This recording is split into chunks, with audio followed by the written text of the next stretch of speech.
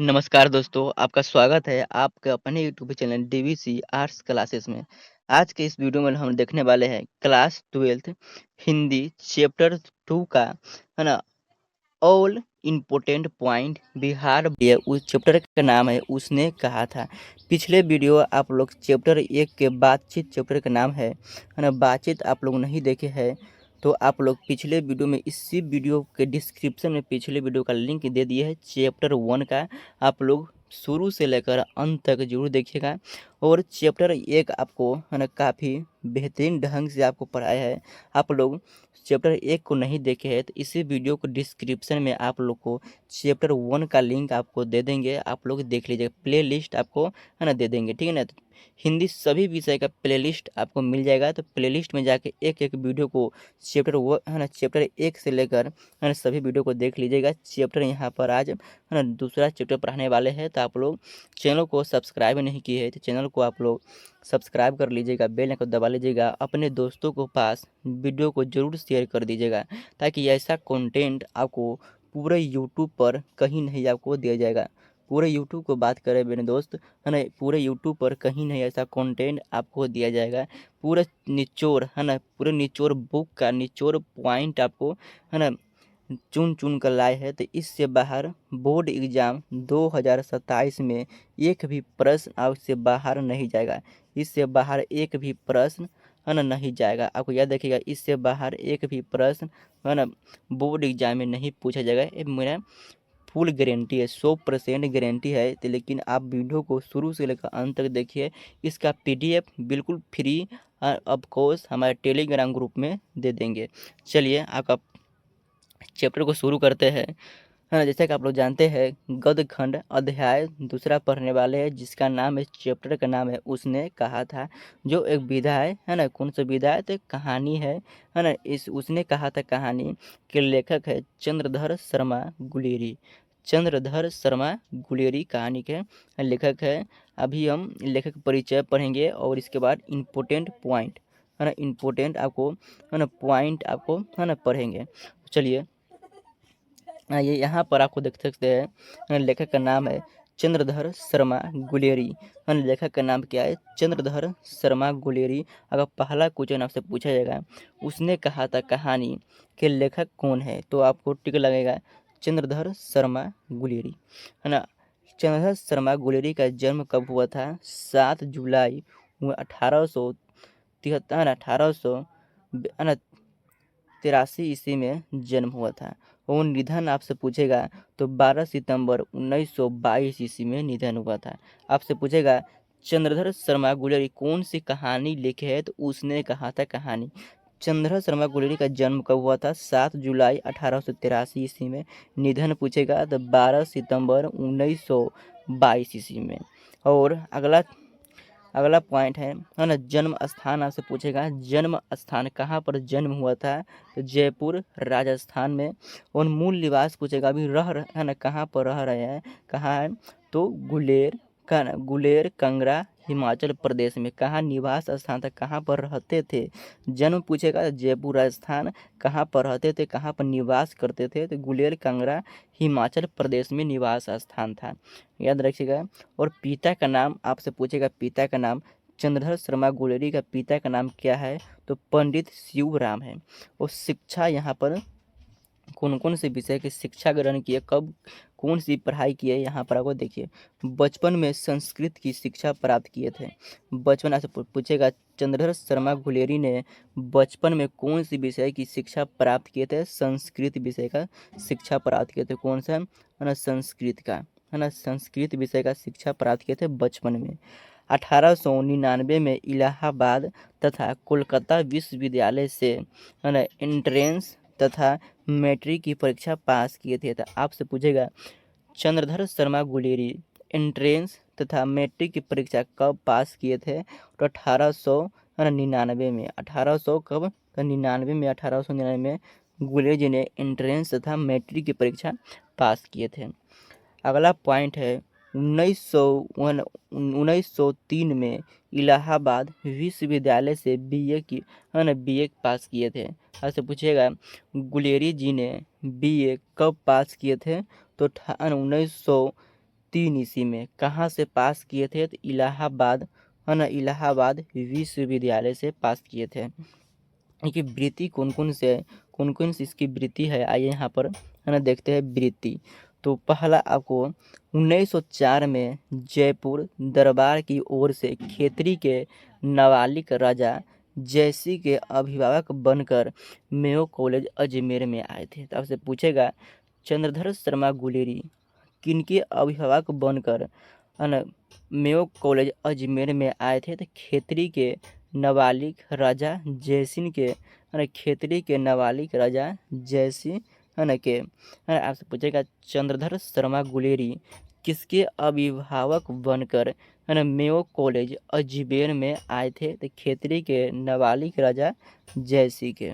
चलिए अगला क्वेश्चन पूछे है, अगला आपको पॉइंट है जयपुर भवन छात्रावास के अध्यक्ष भी रहे थे। आपसे पूछेगा, है ना, जयपुर भवन छात्रावास के अध्यक्ष कौन रहे थे?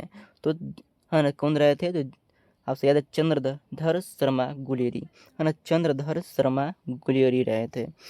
1916 में संस्कृत विभाग के अध्यक्ष बने। आपसे पूछेगा, है ना, चंद्रधर शर्मा गुलेरी संस्कृत विभाग के अध्यक्ष कब बने? तो 1916 में। कब? 1916 में बने थे, 1916 में। अंतिम दिनों में, है ना, मदन मोहन के नियंत्रण से हिंदू विश्वविद्यालय बनारस में प्राचार्य तथा मनिंद्र चंद्र नंदी पीठ के प्रोफेसर, है ना, रहे थे। यहाँ से क्वेश्चन नहीं आता है, बता दिए, ठीक है। संपादन कौन कौन से, इनके संपादन कौन कौन से है? समालोचक, है ना, काशी नगरी प्रचारणी पत्रिका, है ना, कौन कौन से संपादन है? 2 संपादन है। पहला है समालोचक काशी नगरी प्रचारणी पत्रिका, है, ये 2 क्या है? संपादन पत्रिका है। इनकी रचना कौन कौन सी है? इनकी रचनाएं देखते हैं, इनकी रचनाएं कौन कौन सी है। तो कहानी में इसने लिखा है, 3 कहानी लिखा है। चंद्रधर शर्मा गुलेरी कुल कितने कहानी लिखे हैं अपने जीवन में? तो 3 ही कहानी लिखे हैं। 3 कहानी के कौन कौन से हैं? तो पहला है सुखमय जीवन, 1911 में लिखा गया है।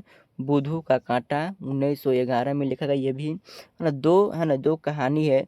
सुखमय जीवन, बुधू का कांटा 1900, है ना, ये दोनों 1911 में लिखा गया है, 1911 में। अब उसने कहा था ये 1915 में। कब? 1915 में लिखा गया है। आपसे ऐसे पूछेगा चंद्रधर शर्मा गुलेरी कुल कितने कहानी लिखे? तो 3 कहानी लिखे। कितने कहानी? तो 3 कहानी कौन कौन से है? तो सुखमय जीवन, बुधू का कांटा, उसने कहा था। सुखमय जीवन कब लिखा है? तो 1911 में। अब बुधू का कांटा भी 1911 में, और उसने कहा था 1915 में। आपको ये क्वेश्चन आपको याद रखना है ना। उसने कहा था कहानी कब प्रकाशित हुआ है? तो 1915 में प्रकाशित हुआ। ये कहानी आपको याद रखना है हर हाल में। ये कितना बार क्वेश्चन पूछ चुका है, ठीक है ना। आइए, और निबंध कौन कौन से लिखे हैं? तो कछुआ धर्म, पुरानी हिंदी, भारतवर्ष। और अंग्रेजी में कौन कौन से निबंध लिखे हैं? तो a poem by Bhasa, a commentary, है ना, ए कमेंट्री ऑन कामसूत्र, है ना, ये कहानी लिखे हैं। आपसे, है ना, आपसे यही पूछा जाएगा, है ना, गुलेरी जी ने कुल कितने कहानी लिखे? 3 कहानी लिखे हैं। उसने कहा था कब प्रकाशन कब हुआ था? तो 1915 में। निबंध में पूछे कछुआ धर्म, पुरानी हिंदी, भारतवर्ष। ये आपको अंग्रेजी वाला जो है अभी तक नहीं पूछा गया है, लेकिन पूछा जा सकता है, तो आपको इसे भी याद रखना है। आइए यहाँ पर महत्वपूर्ण जानकारी देखते हैं। यहाँ पर सबसे महत्वपूर्ण जानकारी यहाँ से आपको इम्पोर्टेंट, है ना, क्या बनेगा? MCQ बनेगा। MCQ अर्थात ऑब्जेक्टिव क्वेश्चन मल्टीप्लाई, इसे हिंदी में कहते हैं वस्तुनिष्ठ प्रश्न, है ना। तो यहाँ से यूट्यूब पर ऐसा वीडियो पहली बार आपको, है ना, दे रहा हूँ। ऐसा वीडियो आपको कोई नहीं देगा। इम्पोर्टेंट जानकारी, इम्पोर्टेंट पॉइंट आपको छांट कर पूरे चैप्टर का, बहुत मेहनत लगता है बाबू, इससे आपको छांटने में बहुत मेहनत लगता है। तो आप लोग मेहनत का, है ना, आप लोग जरूर एक सब्सक्राइब कर लीजिएगा। सब्सक्राइब आप लोग जरूर कीजिएगा, है ना। सपोर्ट की ज़रूरत है तो आप लोग जरूर सपोर्ट कीजिएगा, है ना। ऐसा कंटेंट आपको बेहतरीन लगे तो ऐसा कंटेंट भी, है ना, आपको पूरे आर्ट्स में, है ना, आर्ट्स हम पढ़ाते हैं, तो आर्ट्स में आपको पूरे चैप्टर है ना, या संस्कृत हो है ना, संस्कृत नहीं है ना, या हिस्ट्री हो या पॉलिटिकल हो या ज्योग्राफी हो है, या ज्योग्राफी हो या इंग्लिश हो है ना, या हिंदी, पूरे इम्पोर्टेंट है ना, पूरे इम्पोर्टेंट ऐसा ही आपको कंटेंट देंगे। तो चैनल को आप लोग सब्सक्राइब कर लीजिएगा, तभी आपका वो वीडियो आपको मिल पाएगा, या अन्यथा नहीं मिल पाएगा। चैनल को आप लोग सब्सक्राइब जरूर करके रखिए। और ऐसा कंटेंट आपको फ्री में, इसका पीडीएफ जो है फ्री में आपको देंगे है, ऐसा कंटेंट, ऐसा पीडीएफ आपको फ्री में देंगे। हमारे टेलीग्राम ग्रुप में, व्हाट्सएप ग्रुप में आप लोग ज्वाइन हो जाइएगा। चलिए है ना, पहला पॉइंट है, गुलेरी जी अपने जीवन में केवल 3 कहानी है ना लिखे, उस ऊपर बताए हैं कौन कौन सी कहानी है। तो सुखमय जीवन, बुद्धों का काटा, और है ना, और उसने कहा था। सुखमय जीवन बुद्धों का काटा 1911 में लिखा गया था, और उसने कहा था 1915 में है ना लिखा गया था। और अगला पॉइंट है, गुलेरी जी 20वीं शताब्दी के एक प्रमुख गद्य साहित्य के लेखक है। आपसे पूछेगा चंद्रधर शर्मा गुलेरी जी 20वीं शताब्दी के एक प्रमुख डोडर लेखक है, तो गद्य साहित्य के। तीसरा पॉइंट है आपका, गुलेरी जी अपने समय में हिंदी, संस्कृत और अंग्रेजी के प्रकांड है ना विद्वान थे। क्या थे? प्रकांड विद्वान थे। तो गुलेरी जी अपने समय में हिंदी, संस्कृत, अंग्रेजी के प्रकांड विद्वान थे। उन्होंने उनको प्राकृतिक मतलब अपभ्रंश भाषा पर भी गहरी पकड़ थी। तो गुलेरी जी को प्राकृतिक अपभ्रंश भाषा पर भी गहरी पकड़ थी। उसने कहा था कहानी उनकी अमर रचना है। तो गुलेरी जी की कौन सी कहानी अमर रचना है? तो उसने कहा था कहानी यह हिंदी कहानी के विकास में मील का पत्थर मानी जाती है। आपसे पूछा जाएगा है ना, कौन सी कहानी है जो कौन सी कहानी जो हिंदी के विकास में मील का पत्थर माना जाता है? तो अब तो उसने कहा था है ना, उसने कहा था कहानी है जो हिंदी के विकास में मील का पत्थर माना जाता है। कौन सा कहानी है? तो उसने कहा था है ना, कौन सा कहानी है? तो उसने कहा था वो है ना, उसने कहा था। ठीक है, याद रखिएगा। छठा आपका पॉइंट है, प्रसिद्ध फिल्मकार बिमल राय ने उसने कहा था कहानी के ऊपर फिल्म बनाई है। आपसे पूछेगा है ना, कौन सा है ना, उसने कहा था कहानी के ऊपर फिल्म कौन बनाया है? तो बिमल राय ने है ना, बिमल राय ने। चलिए 7वां पॉइंट है, आप लोग चैनल को सब्सक्राइब कर लीजिएगा, बेल आइकन को दबा लीजिएगा, ताकि ऐसा कंटेंट पूरे यूट्यूब पर नहीं देखने को मिलेगा। चलिए, उसने कहा था कहानी अमृतसर के भीड़ भरे बाजार से शुरू होती है। तो उसने कहा था कहानी कहाँ से शुरू होता है? तो अमृतसर के भीड़ भरे बाजार से। कहाँ से? अमृतसर के भीड़ भरे बाजार से शुरू होता है। ठीक है ना। अगला पॉइंट है आपका है ना, अगला पॉइंट है कहानी में है ना, इस कहानी में प्रथम विश्व युद्ध की चर्चा किया गया है। तो इस कहानी में कौन से युद्ध की चर्चा किया गया है? तो प्रथम विश्व युद्ध की चर्चा किया है। किस कहानी में? तो उसने कहा था कहानी में। गुलेरी जी ने प्राच्य विद्या, इतिहास, पुरातत्व है ना, भाषा है ना, विज्ञान, समय है ना, है ना, समसामयिक विषय, इन सभी पर निबंध लिखे हैं।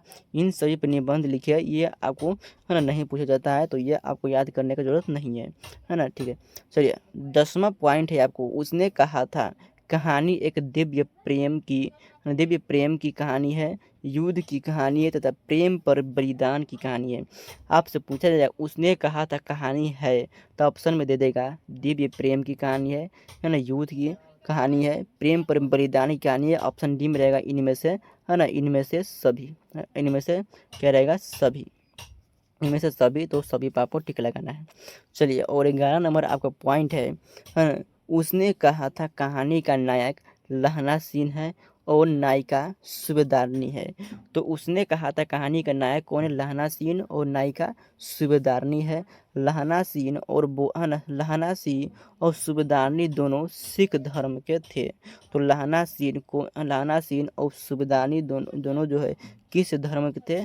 तो सिख धर्म के थे, सिख धर्म थे। और अगला पॉइंट है, लहना सिंह का घर माझे में था। लहना सिंह का घर माझे में था और सूबेदारनी के घर मंगरे में था। लहना सिंह का घर माझे में और सूबेदारनी का घर मंगरे में था, लेकिन अत्तर सिंह की बैठक में रहती थी। तो अत्तर सिंह की बैठक में रहती थी।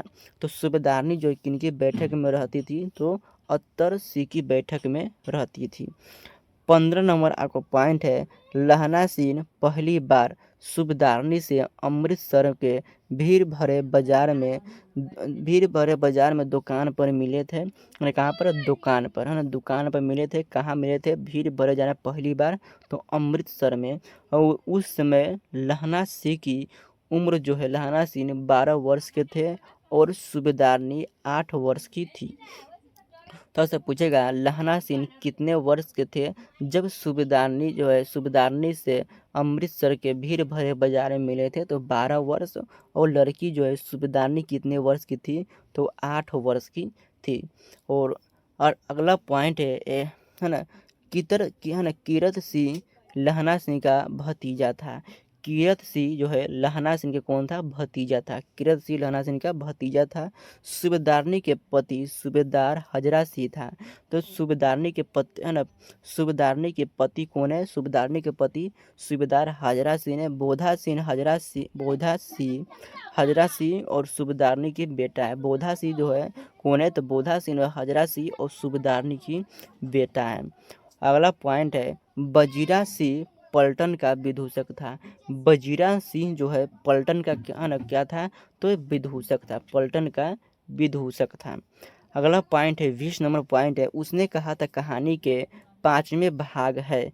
उसने कहा था कहानी के कितने भाग है? तो 5 भाग है, जिसमें 3 भागों में युद्ध का वर्णन किया गया है। तो आपसे पूछेगा उसने कहा था कहानी के कितने भाग में युद्ध का वर्णन किया गया है? तो 3 भाग में युद्ध का वर्णन किया गया है। पहली बार लड़का जो है लड़की को यह कहकर छेड़ता है कि क्या तेरी कुर्माई हो गई? लड़की धत कहकर भाग जाती है। आपसे पूछेगा पहली बार जो है लड़का लड़की से क्या कहता है? तो क्या तेरी कुर्माई हो गई? लड़की क्या कहती है? तो धत कहकर भाग जाती है। लड़की क्या कहकर भाग जाती है? धत कहकर भाग जाती है। प्रत्येक दूसरे तीसरे दिन पर लड़का लड़की से पूछता क्या तेरी कुर्माई हो गई? क्या तेरी कुर्माई हो गई?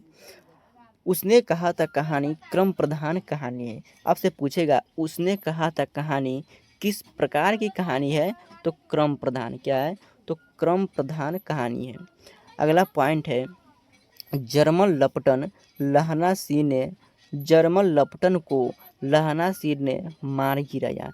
तो जर्मन लपटन को किसने मार गिराया था? तो लहना सिंह ने मार गिराया था, है ना, लहना सिंह ने मार गिराया था। एक अकालिया सिख 1.25 लाख के बराबर होता है। आपसे पूछेगा एक अकालिया सिख कितने लाख के बराबर होता है? तो 1.25 लाख के बराबर होता है। लहना सिंह इंग्लैंड देश की ओर से युद्ध कर रहा था। लहना सिंह किन देशों की ओर से युद्ध कर रहा था? तो इंग्लैंड की ओर से। कुर्माई का अर्थ होता है मंगनी या सगाई, है ना। तो ये क्वेश्चन जो है 2026 में पूछा गया था। 2026 में पूछा गया था। कुर्माई का अर्थ है सगाई। ये क्वेश्चन आपसे पूछा गया था। अगला पॉइंट है, उसने कहा था, है ना, उसने कहा था शीर्षक कहानी में पुलहू राम डाक बाबू था। ये भी क्वेश्चन पूछा गया था। उसने कहा था शीर्षक कहानी में पुलहू राम कौन था? तो डाक बाबू, है ना, डाक बाबू था, डाक बाबू था।